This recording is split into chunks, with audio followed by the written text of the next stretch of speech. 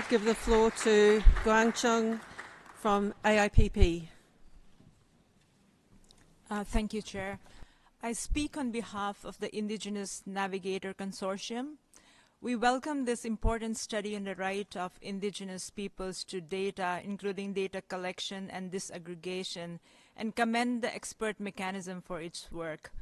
Despite the adoption of the UN DRIP and other binding treaty obligations, many states continue to fall short in recognizing and implementing our rights. Our critical gap lies in the lack of robust, disaggregated, and indigenous-owned data that reflects the lived realities of our communities. Article 1 specifically recognizes our right to maintain, control, protect, and develop our cultural heritage and intellectual property, including data. The principle of free, prior, and informed consent must therefore apply to all data-related activities concerning indigenous peoples. The UN Permanent Forum on Indigenous Issues has consistently emphasized the need for disaggregated data and full indigenous participation in the stages of data collection. Yet, many states lack data system or actively resist disaggregation of official data on ethnicity or indigenous origin.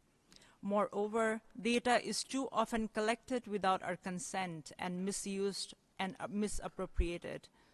To address this, the Indigenous Navigator offers a human rights-based framework developed by and for Indigenous peoples. It enables communities to generate and own quality data and engage in evidence-based dialogue with authorities. This data has been instrumental in Indigenous-led monitoring of the UN DRIP, the ILO Convention No. 169, and the Sustainable Development Goals. Based on the experiences of the Indigenous Navigator, we therefore wish to highlight the following. The states must recognize Indigenous peoples' right to data sovereignty, including control over collection, ownership, and the use of data concerning us. This aggregated data should be collected in partnership with Indigenous peoples, reflecting our identities and priorities. Free, prior, and informed consent must be obtained for all data initiatives in line with Article 19 of the UN DRIP.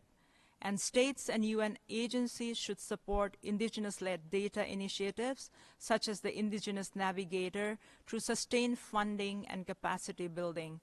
Indigenous peoples must be equal partners in all status of data governance, with particular attention to the inclusion of Indigenous women and youth. I thank you, Chair. Thank you, Guang Chung.